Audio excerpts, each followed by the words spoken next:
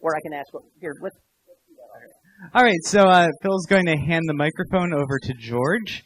And so this next talk is on sudden ionospheric disturbances in personal space weather stations. And this presentation is actually by George's grandson, Ethan Scott Grace. But as young people often have, Ethan had school responsibilities and could not be here this weekend.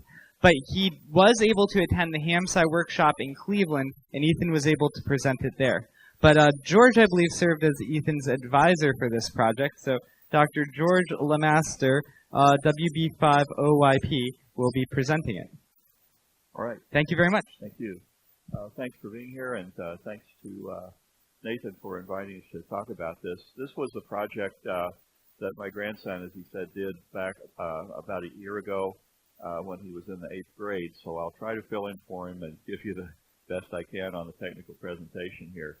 But he knew I had been working on the 60 kilohertz Eclipse project with the folks on that experiment, and so he had seen a little of that. He's not ham yet, he's working on it, but one of these days we'll get him to take the test and do that. But at any rate, we have done a lot of radio things.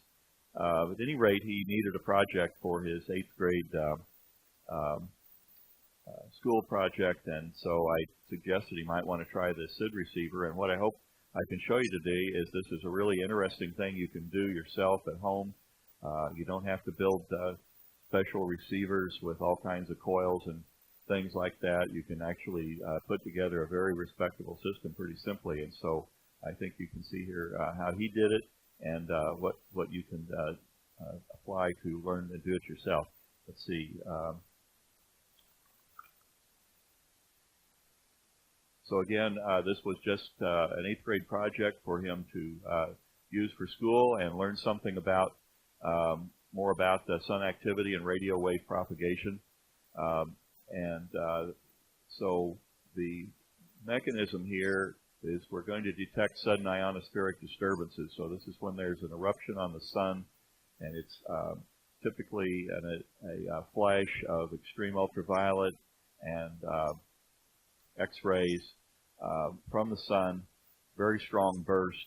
It goes out and impinges on the Earth. It travels at the speed of light, so this will arrive at the Earth after some seconds, and followed often by another event, or another phenomenon called coronal mass ejection, where there actually matter comes out of the sun and collects in the magnetosphere of the Earth.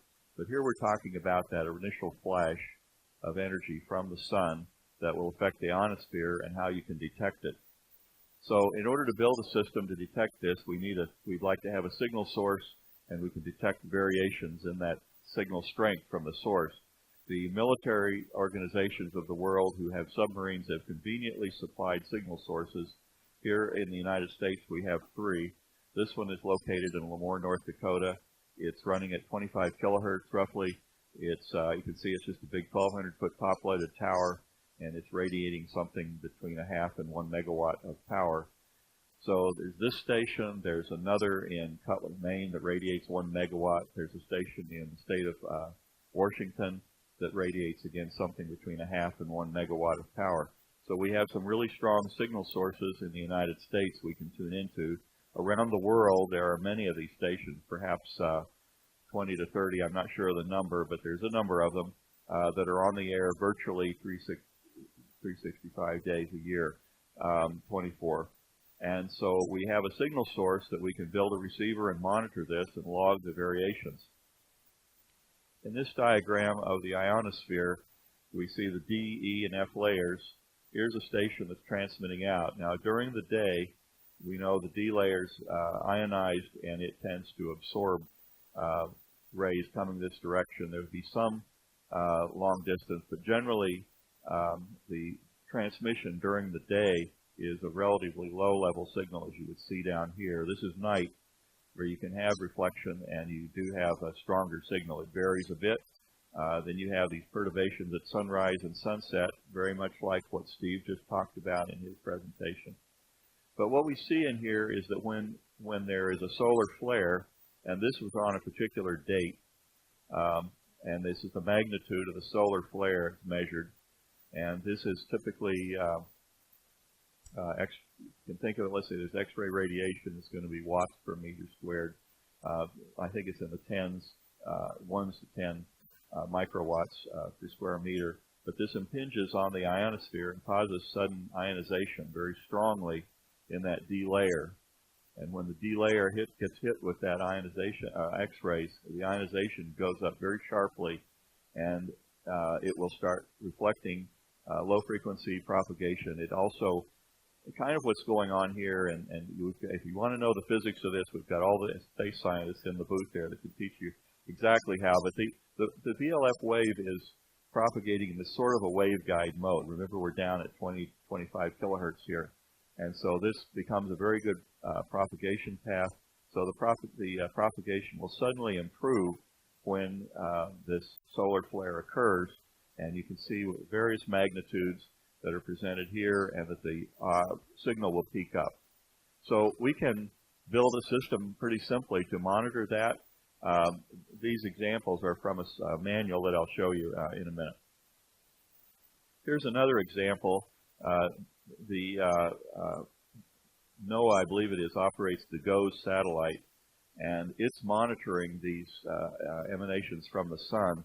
This was from January of 2010, and so you can see there during that day it was kind of busy. There were some multiple eruptions from the sun of these events. This image is a signal strength that's recorded by University of Louisville, and they're monitoring the transmitter in Cutler, Maine at 24 kilohertz. So this will be the night, I think, and then so during the day you can see there's some perturbations here. I'll show you later. Normally this is very smooth and flat because there's not much signal getting to Louisville from the NAA in Cutler, Maine. But you can these peaks here will occur when the sun is emanating those flashes that radiation out. It will change the propagation, and you'll see these peaks occur in the propagation path from the VLF station. So if you can record this, you can detect these and study the effects. This Cutler, Maine monitor that's done by University of Louisville has data online going back many years, so you can find things and study various events over time. In order to build one of these systems, there's a kit available. It was developed by the Stanford Solar Center, who has done a tremendously good job of presenting this as a way for students around the world to learn about propagation, learn how to build systems to receive these signals, and then correlate all the data from the sites that are collecting around the world. And they have a lot of them. They've been joined by the Society of Amateur Radio Astronomers. There's another tremendous group of doing all kinds of experiments, things you can do yourself and learn a lot about radio propagation from them. So the kit is available from Stanford for schools. They produce a number of manuals. These are all available online. The software is available online. There's a Sarah booth over in Building 4 in booth 4208. I encourage you to stop by and see them, and they can tell you all about the Stanford software as well as the HamSci booth in 4304. This is a map of just roughly the distribution. I'm sure it's out of date now, but they have a large number of these instruments that have been distributed all around the world for people to receive these signals. And by the way, I think, Nathan, all these are going to be on the web. In fact, this presentation is already on the web under the HamSci website, so you can find all of this data online in this presentation. At any rate, this is just a representation of a wide number of countries that have the monitors in place, and can feed back to, if they choose, feed that data back to Stanford, who correlates all of these recordings.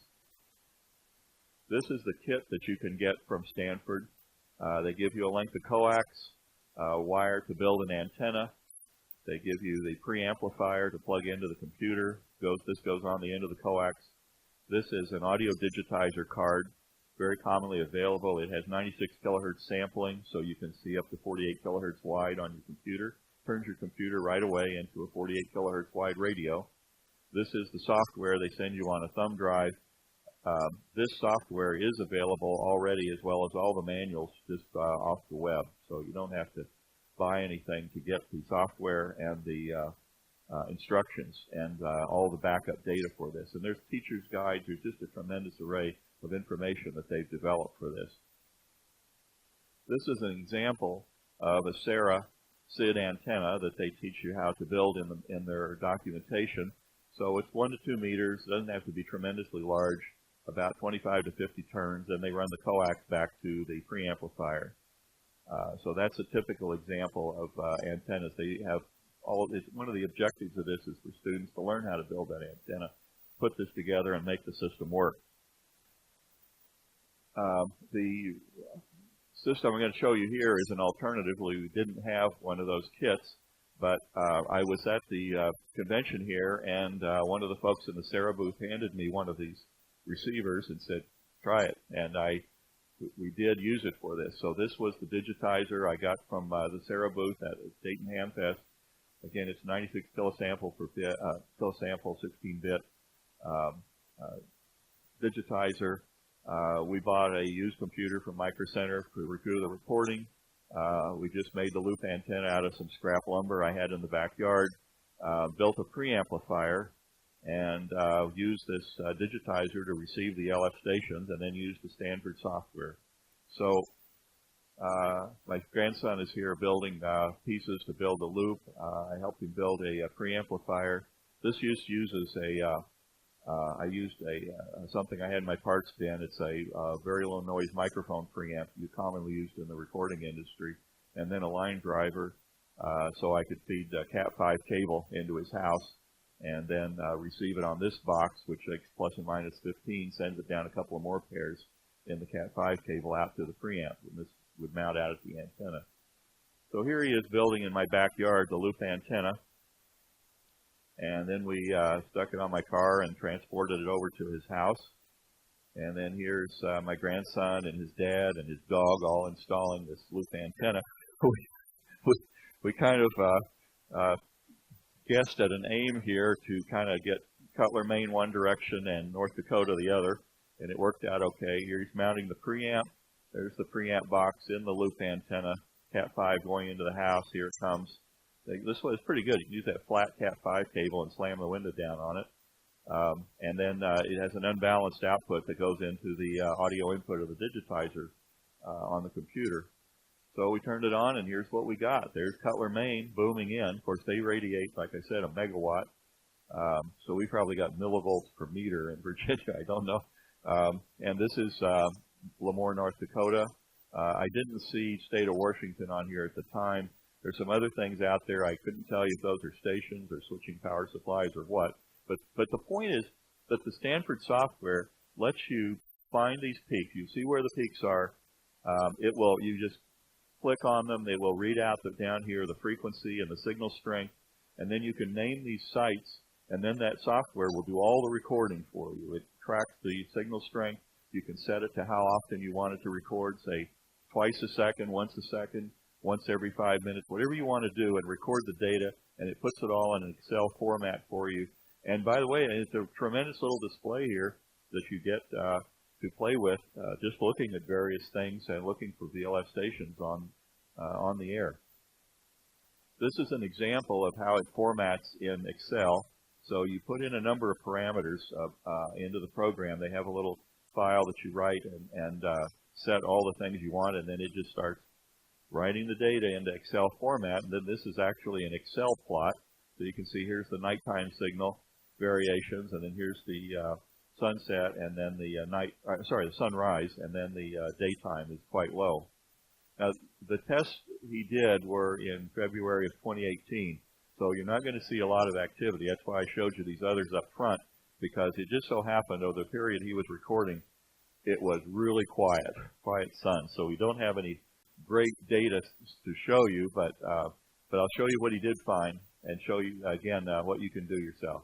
Now, this was solar activity. You can go on the web to spaceweatherlive.com and see what is exactly going on any day. So this was February 25th, 2018, And as you can see, not a lot going on the sun here, and a little squiggle down here, but not so much. But you can then correlate that with what did you get from the recording there in good old Falls Church, Virginia. So we didn't see much going on that day. That's 25th February. So here's night, and here's during the day. Now there were a couple little glitches down here. We think that was the transmitter kicked off. We see a number of those. But, you know, when you have a 2 megawatt transmitter running, sometimes something arcs over or power goes off or who knows what. You can kind of imagine. And I think those were just short outages in the transmitter during the day.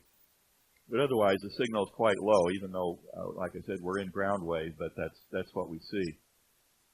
Then this was the University of Louisville's collection, and lo and behold, they saw the same glitches at the same time in their recording on that date. And again, these are all available on the web. You can go online and pull these off and check it out. And so that was good that we got correlated, data between his recording and what Louisville was doing. The program lets you do a number of things. It lets you overlay days and plot, the overlay and see what happened on various days. Again, the software is really, it's a cool package. It's free and it's fun to play with. So overall, this is how you can build part of a personal space weather station applying that SID monitor.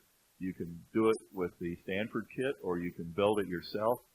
I'm sure most of you know how to build VLF receivers, and then you've got the digitizer and software. It's very easy to do with the computer and low cost.